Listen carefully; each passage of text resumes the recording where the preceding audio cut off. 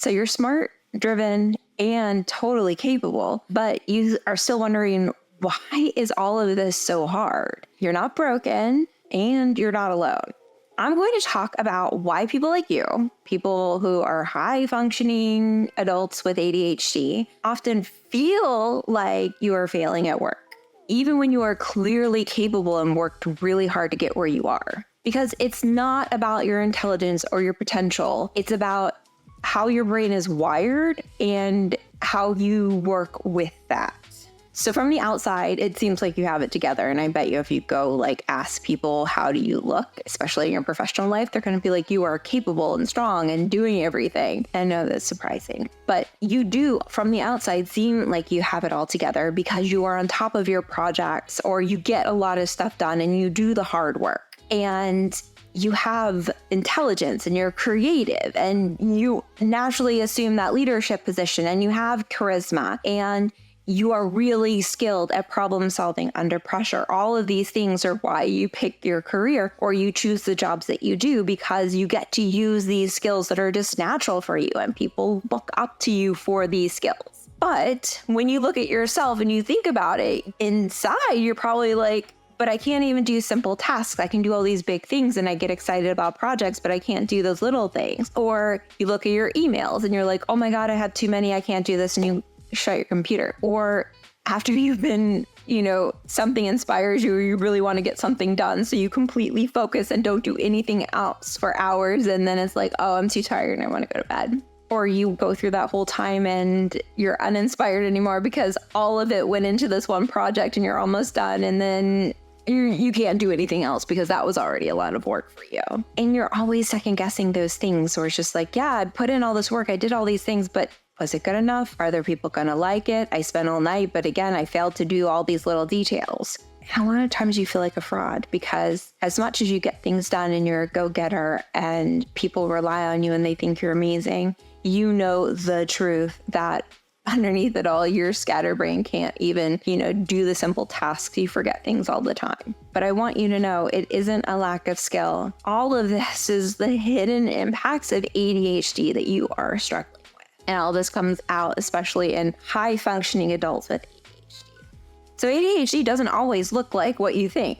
It's not just like disorganization or blurting out answers or forgetting appointments, although those do come up. That's not what it's about. For what's going on inside of you with the ADHD, it's your brain doesn't really function like a normal person. That's why, they say neurodivergent. And all the things you do are compensating for your brain not working. So you're working extra hard to compensate for stuff that just doesn't work consistently for you. And that develops a lot of shame around your inability to be consistent because you're working so hard. It's not about not desiring or not wanting, or it's the ability to do it is inconsistent. So it's just like, what's wrong with me? I should be able to do this. I should be able to whatever. I was able to do it before and now I can't.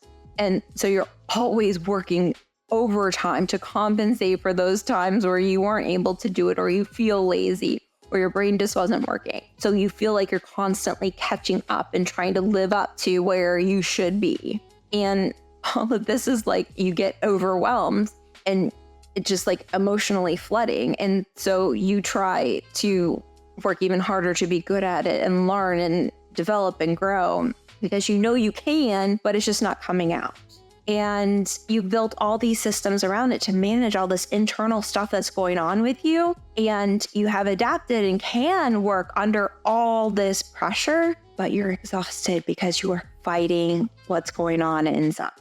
And that exhaustion is real because you're working overtime to compensate to how it feels to manage how your brain is working. And it's not a character flaw. It's just it's cognitive fatigue. Your brain is working overtime. It's not your character. There's nothing wrong with you. It's just you're working really hard. So where we see this a lot, and these are the challenges that come up with this overcompensation, our brain isn't working. We know we have this skill. We've worked really hard because on those times where we were really excited or energized about an idea, project or whatever, we deep dove into it and We found out everything about it. So we have the competence, we have the skill, we have everything that we need. And it's the ability to access that isn't always there. And then that's where like the emotions come in. And a lot of times we do feel like an imposter because it's like, oh my gosh, I was really good at that. Is that a fluke? Am I not really good at this? Even though I went and did all the research and I have all these projects and I have all this proof that I'm actually skilled at this, because I can't do it consistently and my brain isn't actively there with me, maybe it was just a fluke. That's not really who I am. I'm really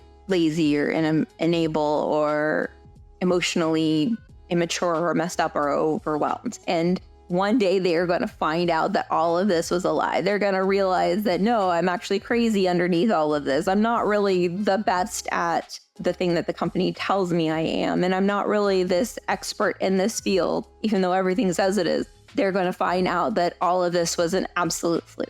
Okay, so we deal with imposter syndrome a lot because our ability to access our interest isn't completely consistent. So it's like, well, then it can't be real. Also, what comes up is mental fatigue because our brain does have to work harder at the simple tasks. I do tell people when they're like working with me, if it's too easy, I can't do it. But the more complicated it is, I got you, I'm going to be there because it has to be really complicated for my brain to be interested in it. And if it's not, it is so hard to do those simple tasks. And when we can't do simple things like reading an email, simply responding to an email, picking up the phone and making that phone call, going to a meeting, putting the final touches on a project, and we can't do those simple tasks, so clearly there's something wrong with us. And our brain gets overwhelmed and we'd prefer to go take a nap than to finish that. And therefore, there's something wrong with us emotionally, we're broken. And with that, we are also constantly self-monitoring. How are we doing? How are we feeling? Am I going to be able to do this? Oh my gosh, I can't do this. What's wrong with me? And the whole experience of doing these little tasks just like amplifies our emotions and the way we feel about ourselves. And it's just really draining to do something simple. And because this comes up and it's not consistent and we can do it sometimes and we can't do it other times, what's wrong with, why can't I just respond to this simple email? Why am I not able to do these simple tasks? Then clearly there's something wrong with me. And then the shame, because what we do is not consistent. We are not consistently overly productive. We are not consistently interested. We are not consistently at high energy. And also we're not consistently low energy. But some days it's so amazing and we can do things and it feels so good and we can feel that confidence and know that what we're doing makes a difference and we are capable and we are skilled. But then when that goes away and our brain isn't cooperating, then it's like, I'm a failure. There's clearly something wrong with me. And there's a lot of shame and guilt because I'm a failure. I can't do it. I could do it and now I can't. I'm broken. And there's guilt that we aren't able to sustain it. It's like all these people expect me to behave this way and I love performing and I do it and I enjoy it, but I can't do it all the time. And those days that I can't do it, obviously I feel guilty. And again, I'm letting everyone down. I'm not living up to their expectations. I'm failing everyone around me. I can't do this. And I set these high expectations and they're counting on me and I can't do it. I'm broken. I'm wrong. All the shame. So these are all those emotions that come up because our brain does its ADHD brain thing. And again, if we weren't high functioning and we weren't capable of greatness and interest and doing all the wonderful things and being the high functioning part, we wouldn't feel all of these negative emotions. And that is an important concept to realize. Because you are high functioning, it comes with like the downside of guilt. So we need to find tools to not immediately go to the guilt and give ourselves more compassion. Because here's some truths. You're not unreliable. If somebody gives you a task and you believe in it, you will get it done. You will dedicate everything to making it happen because that is who you are. You do the hard thing. You will get it done. So you're not unreliable. You are exhausted from over adapting and overcompensating because it's not just a simple task. It's all the things you have to internally fight to get that task done. You are reliable and it is important to you, but you are also fighting your mental stuff that goes on, your brain working against you.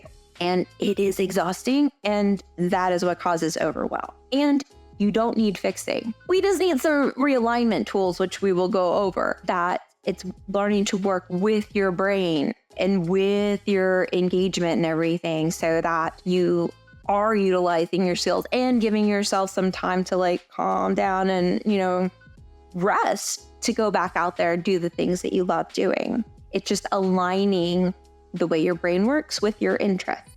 And when you work with your brain instead of against it, everything changes. I mean, look at everything you've done. You have gone and done and grown and developed and led projects and been excellent at a lot of things. And that is where you thrive and where you feel good. But anybody performing at that high level cannot sustain that for long. You do have to take breaks. Everybody needs to take breaks. So it's learning how to kind of pay attention to what's going on in your body and allowing yourself that time to calm down, relax, and then re-energize to go back out and do it. And how you do that. 1, stop blaming yourself. There's nothing wrong with you. You are high achieving. You are a go-getter. You can do the projects. People rely on you for that because you have performed in the past. They're not just giving you something because they're like, maybe you can do this. No, you have proven that you can. That's why people come to you. You're not an imposter. This is who you are. You do the things. You are amazing. Accept it because that is who you are. Now, with that comes a cost where sometimes you are going to get overwhelmed. It is going to be hard and you are going to doubt yourself with all these emotions because that's just what happens. When that happens, when you are tired, when you are overwhelmed, when your emotions are coming up and you're feeling bad, take that as a time to be like, whoa, okay, I've been working really hard and I didn't notice that I was. I need to kind of thank myself for working or notice that I was working really hard, and that is going to lead to exhaustion. So I need to take breaks and take care of myself and show myself some compassion. Yoga, meditating, exercise, sleeping, whatever it is, so that you are like intentionally saying, whoa, I was overloaded. I need to calm down, take care of myself, be okay, and then go back out and do it. Because the more you're like, oh, there's something wrong with me. Oh, I can't do it. I'm a failure. That's not giving you the rest that you need to go back and out and do it. You're really just giving yourselves more roadblocks that you have to overcome. Which sure, sometimes we need more steps to accomplish a goal, but you're going to come up with those anyways. Let's not add to it with like feelings of not feeling good about yourself. And notice how your brain works. If you want, jot down, this is a day that I was really good and motivated to accomplish this. Take notes and see what was happening on that day. And then maybe you can replicate some of that for future. Or notice, hey, what was going on that I became overwhelmed? And then notice those things and then see if you can adjust that in some way so that you're not as overwhelmed. And when it comes to the people pleasing and everything, we will address the people pleasing in other videos. But that comes from this like where you are judging yourself so much that you think other people are. Because you have such high standards for yourself because you've proven that you can do this. So again, high standards is just showing you how amazing you are. So you are amazing. It's really hard to perform all energy all the time. Give yourself a break. But people pleasing is like, I set these expectations. You set the expectations with your good work. Keep focusing on you and you will meet your own expectations. Other people are not judging you. You are not letting anyone else down. You are being a harder critic on yourself. So it's like learning to have compassion and letting the other people go. We'll go into that in more detail. But right now, have compassion, notice your patterns. Know it's your brain just doesn't work with you all the time, but you are okay. And we'll go over more steps in the future on how to be aware of burnout, prevent burnout, how to continue to build yourself without burning out, and really taking care of yourself while you access your amazing skills and talents, because you are an overachieving person with ADHD. So if you like this video, stay tuned for more information on how to manage ADHD in your work environment and outside of your work environment. And of course, you can subscribe or like this if it helps. Thank you.